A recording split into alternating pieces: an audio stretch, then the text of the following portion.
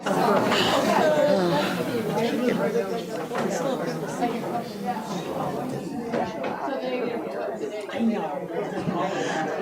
everyone. Welcome to the West Des Moines Public Library and the Iowa Files. I am so glad to see so many of you out here today on what a beautiful day. So our presentation is sponsored by members and donors of the West Des Moines Historical Society. There is a plastic box back there where you can put $50 bills, just saying.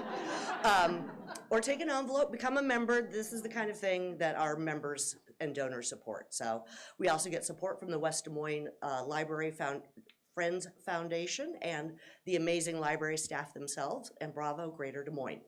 So this original program had to be canceled because Mother Nature hates us, because we live in Iowa, but we are just so grateful to have Ruth back. So the first time I met her, she was talking about her grandfather, Ralph Hammett, and the Monuments Men. She was very clear to say he is not the one portrayed by George Clooney in the movie. But I still think it's a fantastic story nonetheless, and anything about preserving history and architecture and art is critically important. So thank you for joining us today, Ruth. Thank you.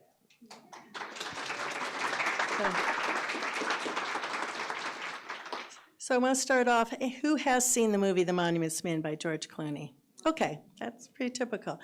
When Pearl Harbor was bombed, some of the art directors out east in our larger cities, New York, Washington, D.C., grew very concerned that we were going to get bombed and we were going to lose our precious art. So they started writing letters to President Roosevelt, and he took that concern to Supreme Court Justice Roberts. And the Roberts Commission went into effect in 1943. One of the letters stated, "These monuments are not merely pretty things, not merely valued signs of man's creative power. They stand for man's struggle to relate himself to his past and to his God." And they also were pushing for helping out Western Europe during the war. But it did originally start with the concern for the United States. When the Allied troops crossed the Mediterranean and entered the southern part of Italy, near the toe, they weren't running into much resistance. But when they got to this mountainous area in southern Italy, it was winter, and it was not going as smoothly. They did have a monuments man traveling with them who was reminding them that the Roberts Commission said, "We try not to destroy beautiful structures like this at any cost except the cost of life."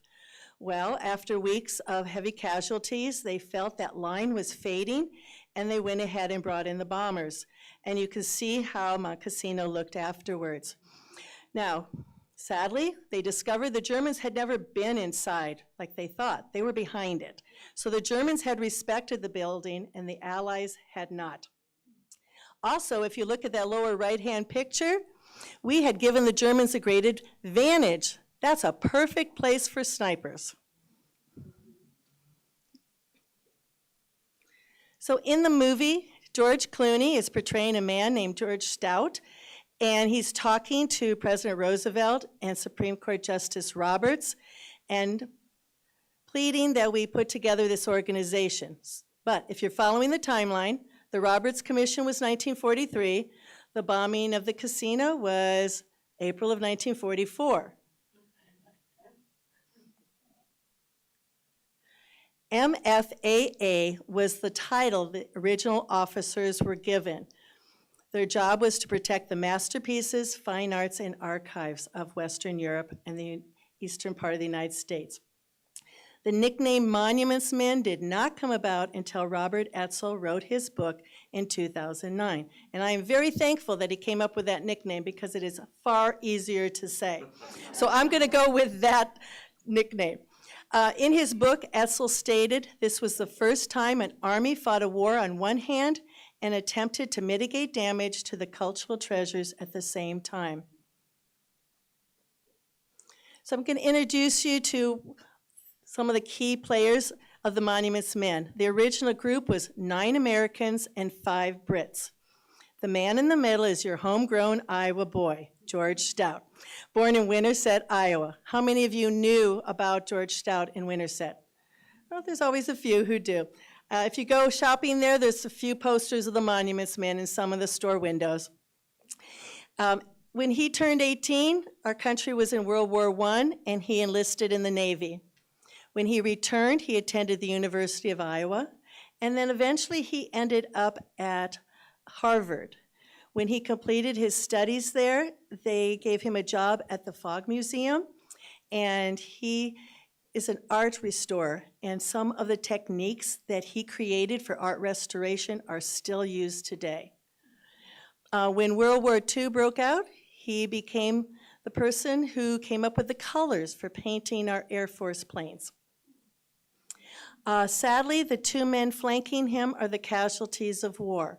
The one on the left, Fuehrer, is one of the Brits. He was trying to return treasures to a German church when somebody thought he was stealing them, and they killed him. That was less than a month before the war ended in Europe. On the right is Hutchhausen, nicknamed Hutch. He's a Minnesota boy, and he was killed by a sniper in Holland within days of the war ending. The man on the left is James Roemer. He worked for the New York Metropolitan Art Museum when we joined World War II. His specialty is medieval art, and at that time he was the youngest art curator to ever be hired by the Met. So a very knowledgeable young man. He also had attended Harvard, and after his graduation from Harvard, he lived in Paris for about 3 years and worked at the Louvre. He was very fluent in French, despite the way the movie showed him.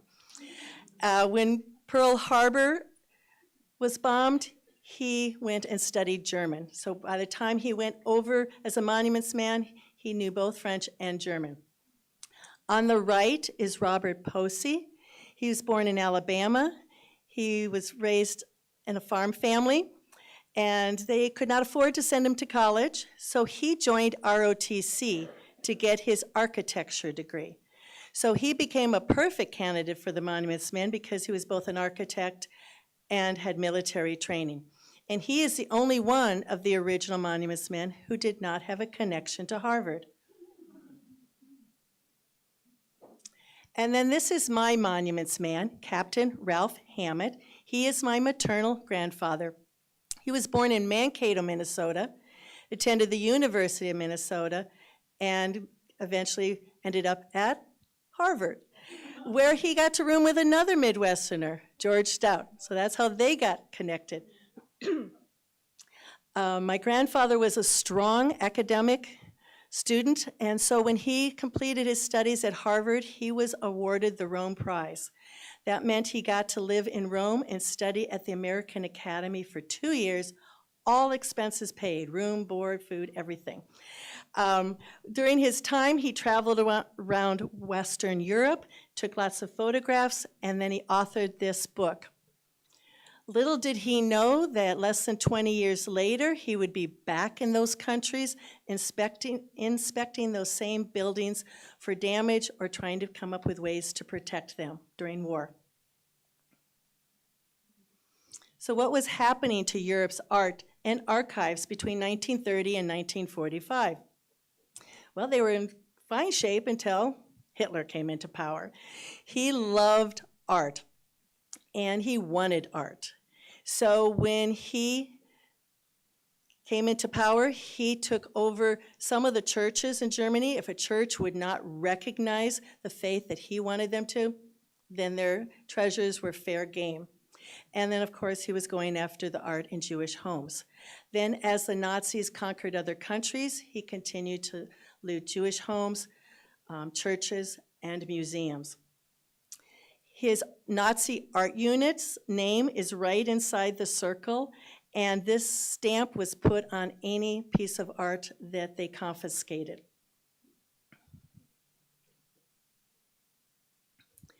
This photograph shows Hitler sitting in front of the model of his Fuehrer Museum. He had big plans for this museum to be built in his birthplace, Linz, Austria. On the campus was going to be other cultural buildings, libraries, theaters, opera houses. In the bunker where Hitler died, they found the blueprint to this museum, and so they have a lot of ideas of what it was going to be like. The blueprint showed a museum 3, almost 4 times larger than any museum existing in the world at that time. They also found 19 thick albums, and I mean thick, of the 35, and each page had a photograph that the Nazi art unit had taken, so Hitler was aware of what he had chosen for the Fuehrer Museum, and he could sit down and cuddle with them and feel comforted at night. So one area of the museum was to be called the Hall of Horrors, and he was going to fill that area with some art that he considered degenerate art. When that art was stolen, he had it all stored in one museum. It's like a storage room, so here's some examples of degenerate art. And once he made the selection of what was going in the Hall of Horrors, so when he conquered the world and won, we'd be able to go to this museum and see what monstrosities he saved us from experiencing. Any pieces he didn't select would be destroyed, and they were. What was degenerate art? It was art created by Jews, gays, or modern art. One piece was being chosen to be his centerpiece or of the museum, and that was the Ghent altarpiece. Germany had to return this to Belgium as part of the Treaty of Versailles, and he wanted it back. When the panels are put together, it's just a little over 12 feet tall and 15 feet across.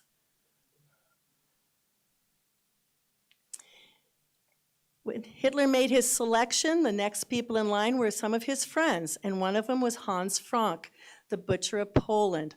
When Poland fell into the hands of the Nazis, he moved into the castle at Krakow, and after Hitler and another man made their art choice, he made his and filled that with his favorites. One of his favorites was this Da Vinci, Lady with Ermine. I want you to remember the Lady with Ermine and Hans Frank. I will refer to them near the end of my talk. The person who got to choose after Hitler, before Hans Frank, was his best friend, Hermann Göring. Whenever he selected art, he would have it sent to his hunting lodge. He was with Hitler every time Hitler made a selection. He was salivating and waiting his turn to be the next one to choose. They went together several times to Paris, but then eventually Hitler felt that he needed to stay put in Berlin, but Göring continued to go and make selections. When the war ended, they found 19 train cars filled with art that Göring had selected. It was hidden under brush on a train track that was not headed to his hunting lodge and not headed to one of Hitler's many hiding places. So, I'm still wondering, who was he hiding it from? Us or his best friend? Starting in August of 1939, Jacques Jouard, the director of the Paris museums, mainly the Louvre, was growing concerned. During the Spanish War, he had helped Madrid remove and hide their art pieces, so he knew what to do. He started with the most valuable pieces first, and as you can see on the right, he had them crated up. If they were one of the most valuable ones, he also put a special marking on them. He kept record of every place they were sent, and the ones with the markings, he sometimes would move from place to place and keep track of it. Where were these pieces going? He was sending them to chateaus on the western part of France and the southern part of France, far from the fighting. This photograph shows a German soldier guarding one of the chateaus. Now this seems strange. What is he doing there? Well, Jacques Jouard decided to work with the Nazi art unit. And because of that, the Parisians saw him as a traitor. Hitler wanted to get his hands on it, and Jouard felt he was going to do everything he could. He was worried Hitler would get the art and take it across battlefields to get it to Germany. So he said, send your Nazi art unit to the chateaus and you can guard the art. Well, this freed up the Frenchmen to do other things, so that was a good plan. But Jacques Chouart, those more valuable pieces, he never let them know exactly where those were. So he wasn't completely working with the Nazi art unit. Every piece did stay at the chateaus except for one. Hitler had to have the Ghent altarpiece. And on the right, I'm showing you what it looks like when you take these outside panels and close them. And I think it's just amazing. This is oil on canvas, and yet I feel like I can reach through that opening and touch that soft red garment. Mona Lisa was considered one of the more valuable pieces. Now, 20 years earlier, she would not have been considered valuable, but some of you may know the story of the Italian who stole her and wanted to get her back to her home country. So they did not want her to be taken again. So she did get the special marking. The map on the right shows the different locations where she was danced around to. Sometimes she was moved because Jacques Chouart was keeping her more secretive, her location more secretive, but other times it was because the temperature and the humidity in that chateau was not safe for her oils. One time when they were moving her, they put her in the back of a truck and sealed it so well to keep dirt from getting exposed, getting onto her oils, that when they got to the location, the person escorting her was found passed out. How do you hide winged victory? Created in 200 BC, stands over 19 feet and weighs over 2 tons. Well, this photograph shows that they are taking just the top part, so they've separated it here, and they're bringing it down some ramps to the main floor. That part was going to be put in a crate and sent to the chateaus.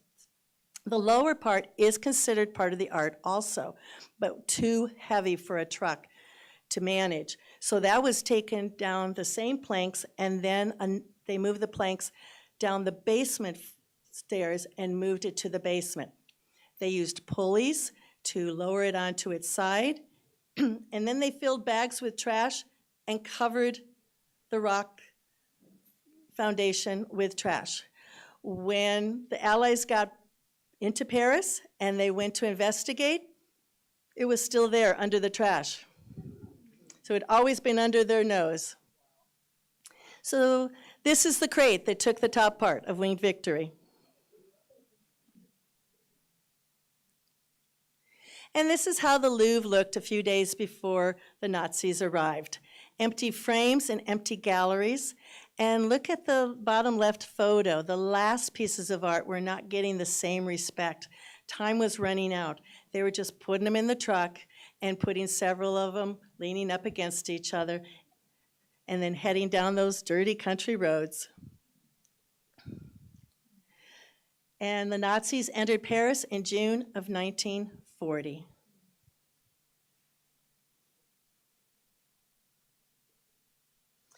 And here's Hitler and Göring on one of their trips to Paris, making their selections.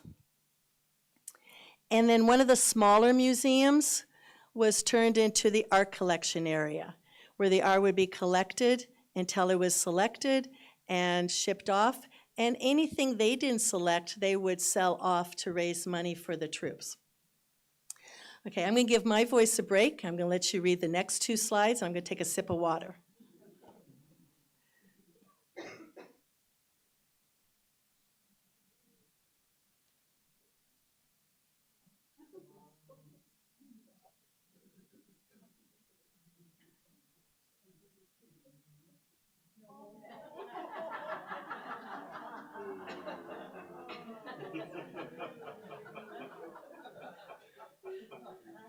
Hey, it was a great chance to take a sip of water. And these 3 paintings are from those 3 artists, and they were looted from French homes. So I am giving you some facts there.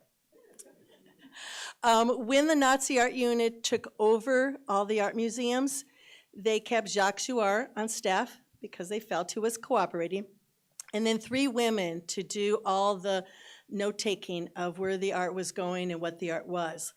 After a few weeks, they felt uncomfortable having so many on staff. They felt the more people who knew what they were doing, the more likely there might be an uprising. So they said, we need to fire 2 of the women and keep 1. So they looked at the 3, and they said, you know, this one comes to work each morning, she's quiet, she doesn't say anything, and then she goes home. She'll probably be the perfect one. Wrong. Rose Ehler, portrayed by Kate Blanchett, had 2 art degrees, was fluent in German, and had an incredible memory. So she did do her work quietly each day. She was quiet enough that she could hear everything going on, and then we could go home and record what she had done or what she'd heard going on.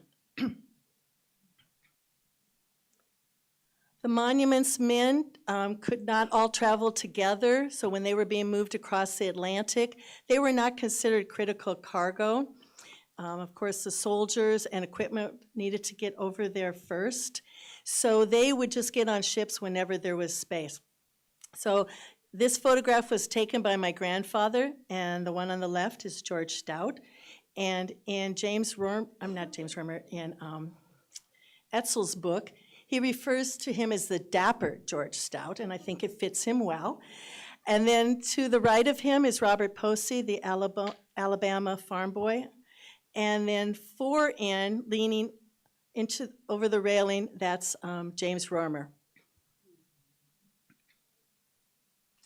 This photograph, also of my grandfather's, with his beautiful architectural handwriting across the bottom. Second from the right, dapper George Stout.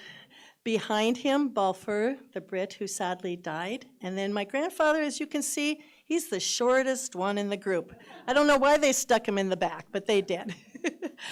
A month after D-Day, they were finally able to start sending some of the monuments men across the English Channel. Again, they were not critical cargo, so they would send them whenever there was extra space. The first ones went around July 4th, and the last one got over there on August 2nd. When they arrived, they would look for a military unit to join, and they would travel with them and camp with them at night, mainly because the only thing they were issued for protection was a sidearm. They were also issued a camera and a notebook. So that was what they were pretty much traveling with. On August 13th, they were all there, so they met at a little French town. This is a page from my grandfather's notebook, and it's just saying the date of August 13th, who's there, and what their role is as a monuments man. A few days later, James Romer and another monuments man end up in Mont Saint-Michel, put up this sign that does no good. You idiot, this is the 20th century war. Who gives a damn about medieval walls? Well, don't say that to James Romer because he's a specialist in medieval history and art. So he had to remind this commanding officer that they both answered to Supreme General Eisenhower and the rules of war. The commanding officer's feelings were, for 2 months, our soldiers have seen nothing but death and destruction. Now they have found a town without any damage. They can go buy postcards, they can go buy drinks. Why should we just let them party? So they had to work on a happy medium. Ironically, a few hours after this conversation, James Romer was arrested by an MP. He saw this young man in a higher ranking uniform and was convinced he was a spy. Thousands of these papers were printed, and as you can see, they were printed with the approval of General Eisenhower, and the monuments men carried hundreds of these with them, and they would go from town to town marking things to help preserve them. James Romer, because he spoke French so well, he would get to a small town and he would round up the kids between about 8 and 16, and he'd give them directions of where these signs need to be posted. Then he'd send them off, and then he'd start to walk around and make sure everything that he felt should be marked, got marked, and he'd pull out his gum and chocolate and pay the kids. This is another page from my grandfather's notebook and a few of his photos. And if you have time afterwards, I have a book here of some of the photos of my grandfather's collection, some of the better ones. So you're welcome to come up and peek at those if you would like. Now, when I say Notre Dame, you think of that beautiful cathedral in Paris that suffered a fire about 10 years ago. But there's quite a few Notre Dames. And in fact, there's one in Chartres, which is south and west of Paris. When the Allied troops got there, they found the Germans had the town well occupied. In fact, if our troops had gotten there a day or two later, they might not have even been able to get to Chartres because they were preparing to blow them up. After days of fighting, they were starting to think that maybe the Germans were inside the church because some of the sniper firing. And they were thinking, okay, it's time to cross that line. It's time to bomb the church. Colonel Griffith did not want that to happen, so he volunteered to go in during the night and check out the cathedral. He did not find any Germans, so they spared it. And so if you ever go to France, you can still go visit the beautiful cathedral. It's stained glass windows and sculptures inside. And this is a photograph that Hausen had taken, and you can see in the foreground the destruction from when our Allies moved into Chartres, but there's a cathedral in the back still standing. The only damage it took was a few bullet holes and a couple stained glass windows broke. So, when James Roemer got to Paris, he went straight to his friend Jacques Jouart, who he had worked with, and asked, "Where's the art? What do you know?" Well, of course, Jouart only knew about the art that he had sent to the chateaus.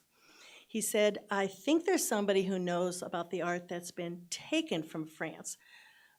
But she was not talking to him. She saw him as a traitor. And when James Roemer approached her, she kind of saw him with questionable eyes too. Because if you remember the way wars had been up until then, if you helped a country, you got rewarded by the country. So she really wanted to keep all of this a secret. He convinced her that the monument's men followed different rules, and she shared the notes that she had been keeping. In this book were over 60,000 art objects. Who here has ever been to the National Art Museum in Washington, D.C.? Okay, that only holds 4,000, so imagine 15 art museums. As Roemer looked through the book, he kept seeing one name show up over and over again, more often than others. So he gathered some troops and headed to the Neuschwanstein Castle, which most of us think is Cinderella's castle, but it's not. King Ludwig II built this castle after a broken engagement. He wanted nothing to do with people. If you want nothing to do with people, build a castle high in the German Alps, away from people. If you want to hide art from people, hide it in a castle in the Alps, far from people.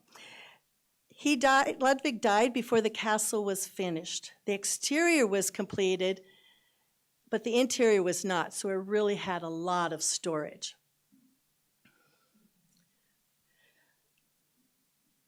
The Nazi art unit had left behind their card catalog system. This was a great find. And James Roemer, who's checking off the art as it leaves the castle, his job was made a lot easier because there was about 21,000 stolen art objects inside that castle. So if you don't have the card catalog system, this would have taken longer than it already was going to take.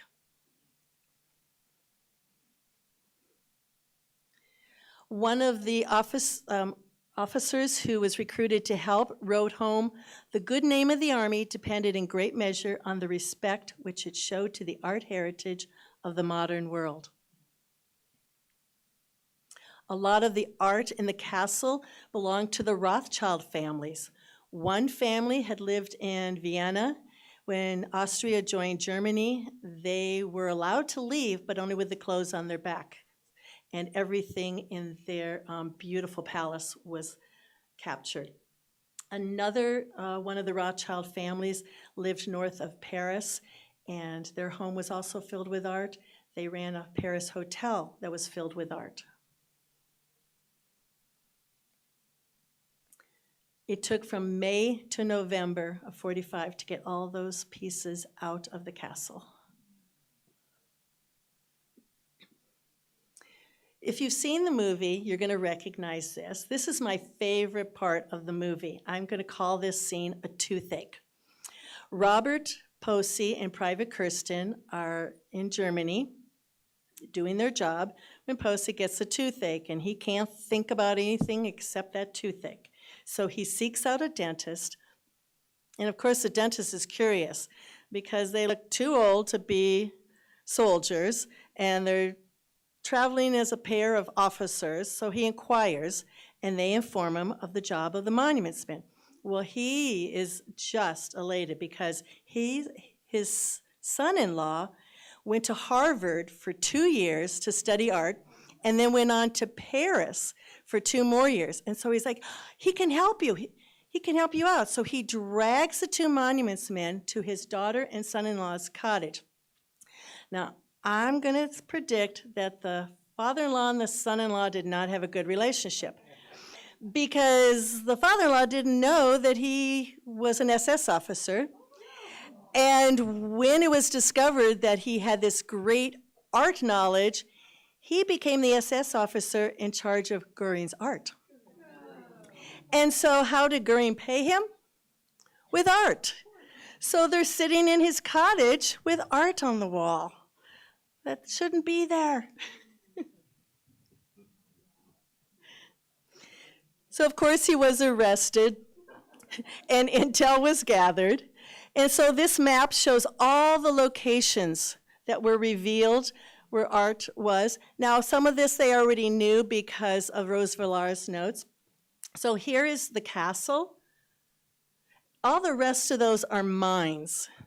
Because Hitler had studied art, he knew art was best if it's kept in the right humidity and temperature. Mines offer that. Also, mines are underground, so they're not going to get damaged as easily. I made the list again with just the titles, and notice 3 of them have an asterisk after them. These were close to the Russian front. The way we had agreed war is the Russians could come in those directions and we would come the other. Well, the monuments men knew Russia did not want to follow the rules that they were setting up. So they decided they needed to get to some of these mines before Russia did. So they gathered up a group to head to Merkers. They were shocked to just see art sitting around the mine, but just as shocked to find this back room filled with gold. Over 8,000 bars of gold bullion, 55 boxes of crated gold bullion, hundreds of bags of gold items from Jews, and don't just think jewelry. Remember, they also pulled their teeth to get gold. And gold and silver currency from many countries. You don't just conquer land, you also conquer economy if you want to win the world. And Eisenhower made his way to Merkers. Patton also did. I didn't get a photo from him though, sorry.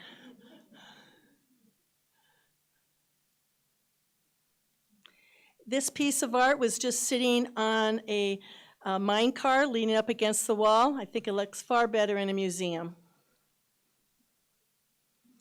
One of the other mines close to the Russian front was the Altis salt mine, high in the Alps of Austria. This mine was the closest mine to Linz, Austria. So every piece that Hitler had sent here was 100% guaranteed to end up at the Fuehrer Museum. This mine was an active mine for 1,000 years. It was still an active mine. When the Nazi art unit took it over, they pretty much told the miners that their jobs were done and that they would handle everything at the mine. So the miners were surprised when in that spring, they were told to carry in some crates marked marble, do not drop. Why are we getting to help now? But we couldn't help before. So they peeked. And they found 1,100 pounds of explosives. Hitler was putting out the Nero decree. If I can't have it, nobody can. Which means if these explosives go off, their livelihood is over. So they snuck in and replaced them all with palsy charges. When our monuments men and military showed up, the front of the mine was all filled in with rocks and debris from the palsy charges. But Robert Posey quickly figured out that this wasn't deep into the mine. And so the soldiers pulled away the rock, and sure enough, it was just in the front of the mine. And Posey found the Ghent altarpiece, and this is from his album where he documented some of the panels. George Stout in the back is helping to get the Bruges Madonna out of the mine. This was not the first time she was stolen. Napoleon stole her during his wars, and Hitler saw Napoleon as his hero, his role model. So if Napoleon had wanted it, of course he would want it. He had his Nazi art unit guarding it in Bruges. They simply just had mattresses around her in the church. As the Allied troops got closer, they were worried that their Fuehrer would not get to possess this precious item, so they laid her on a mattress, wrapped some sheets around her, and told a Red Cross truck that it was an injured German and got her across the lines into Germany. And this is how that beautiful statue by Michelangelo looks. It just measures a little under 3 meters. Has anybody seen the Bruges Madonna? All right. Anybody seen the Ghent altarpiece? Okay. So after the war was over, they needed to get all the art back. So they're heading to the chateaus. My grandfather's there on the left. This photograph he took from either the 3rd or the 4th floor of that chateau. And when we first saw this photo, I was kind of baffled. What are all those little white things back there? Some of them are rectangular, some of them are not. Well, this is what they used to spell out. The Nazi art unit tried to find a place at every chateau to mark that Louvre art was there, so their pilots would not bomb it. See, Jacques Chouard was smart to cooperate.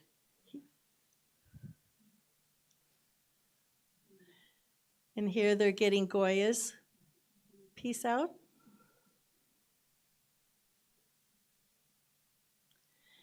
This painting belonged to the Rothschild family, the ones that lived north of Paris.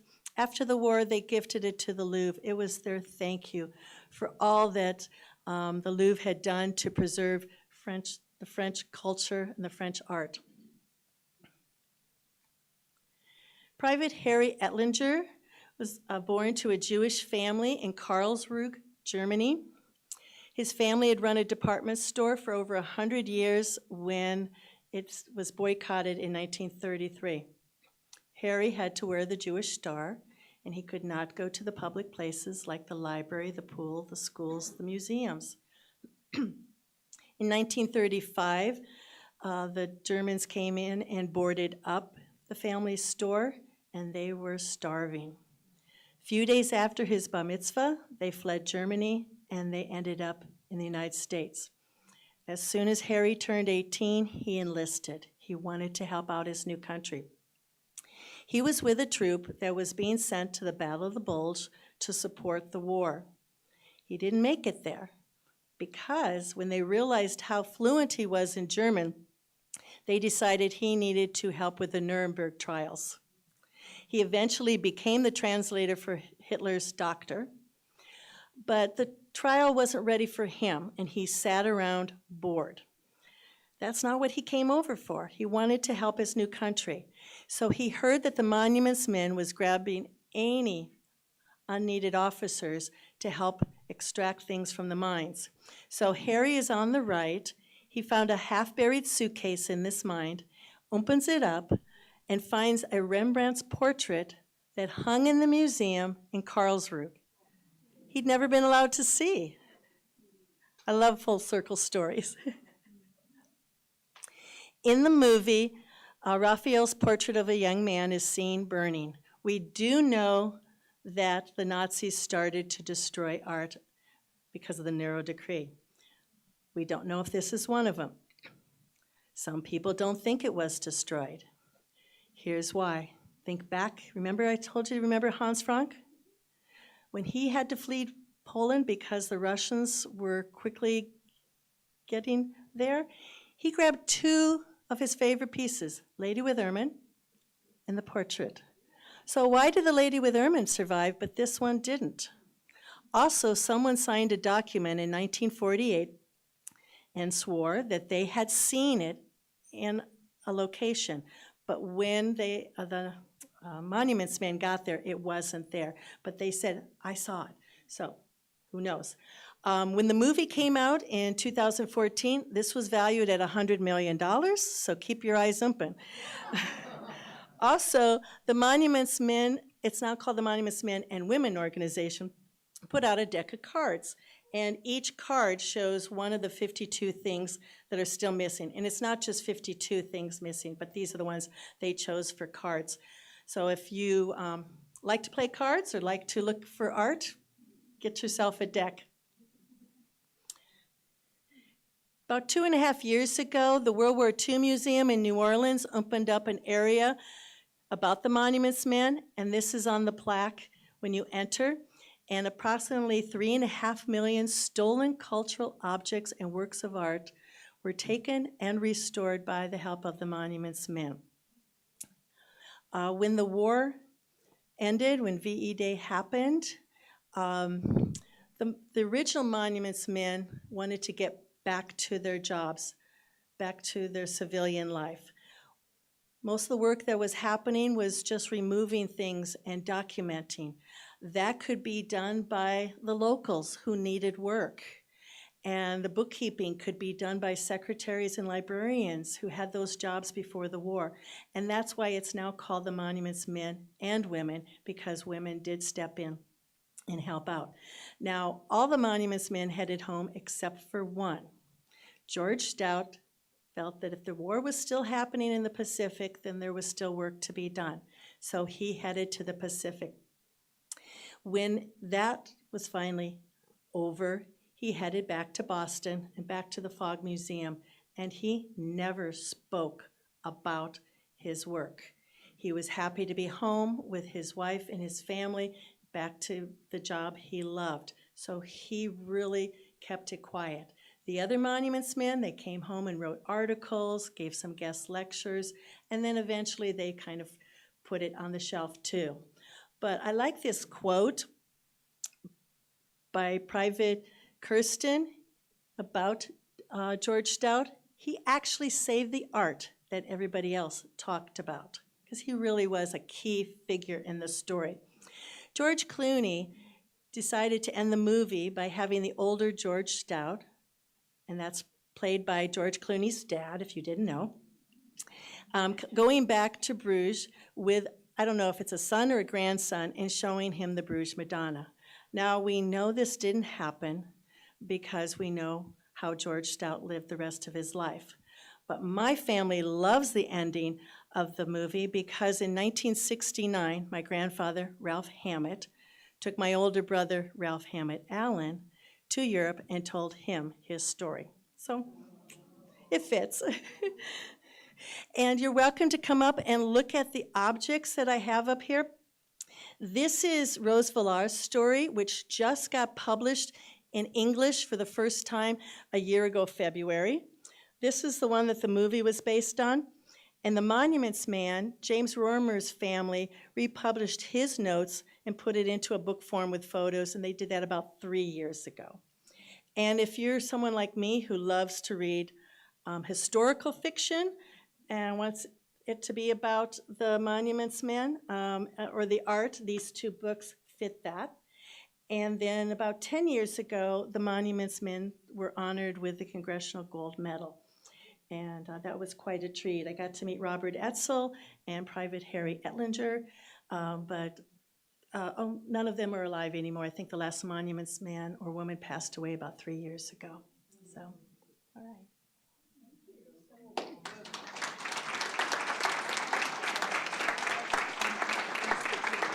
What? I'm just going to turn on the lights. Oh, got it. Okay. I wasn't sure if you were coming to grab the mic or if I should do something with it. No, you actually just keep it. Oh, Does anybody okay. have any questions? Oh, yeah, I'm happy to take questions if you have one.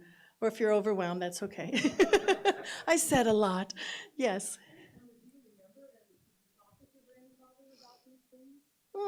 No. No. When he took my brother over, I was 12 years old, and I was glad to see my brother gone. We were only 15 months apart in age. And my mom had just had a new baby, and so other things were occupying my life.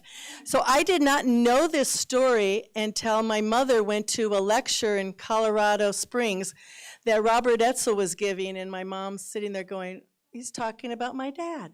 And so she pre-ordered a book for all of us kids and said, you need to know your grandfather's story. So, yeah. So my brother knew a lot, but he passed away 9.5 years ago. So the story, the last one holding the story is gone. So, yes. Among my grandfather's stuff, no, I have not. Do you have a Holland connection?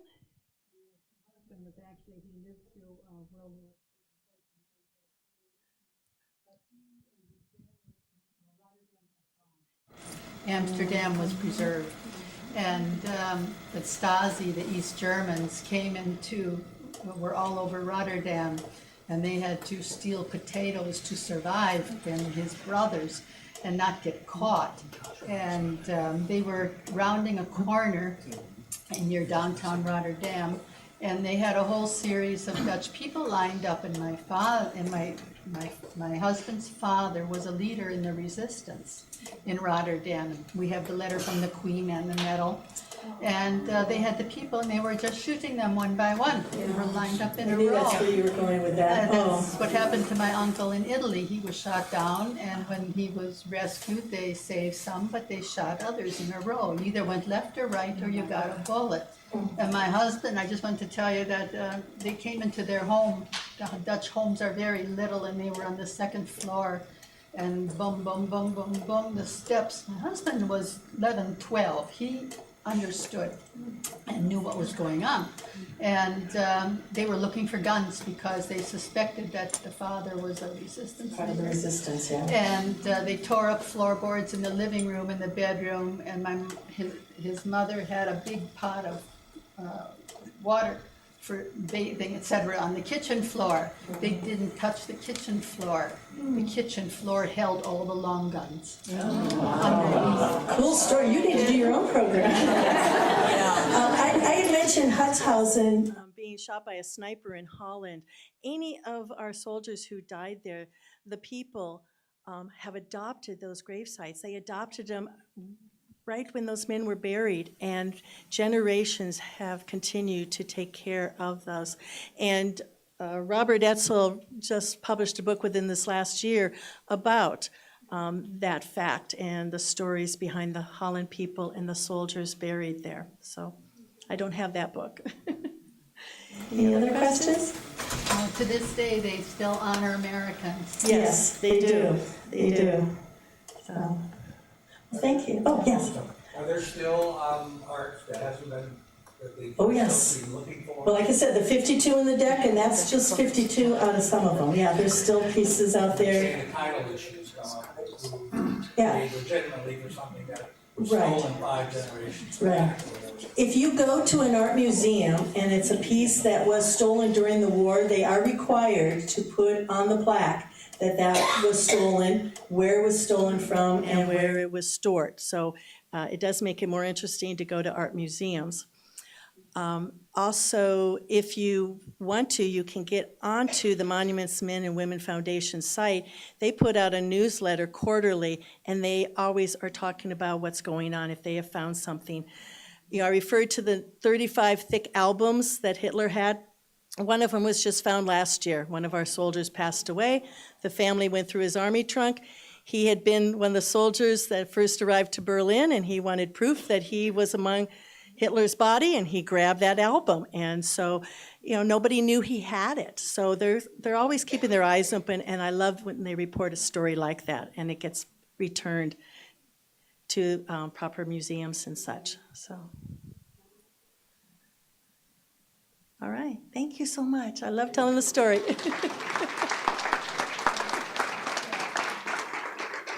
That was wonderful. Thank you very much. So we round up this season of the Iowa Files on May 17th with the story of Villisca. Does anybody not know what happened in Villisca in 1912? All right. So Dr. Edgar Epperly has written dozens of articles, books, blogs, appeared even on Court TV about the Villisca axe murders, and he'll be joined by filmmakers Kelly and Tammy Rundle, whose 2004 documentary explores the aftermath of this really heinous crime and the effect it still has today on a small town. Thank you again for coming, and thanks again to our members, donors, sponsors, the West Des Moines Library Friends Foundation, Bravo Greater Des Moines, and all of you. Have a good day.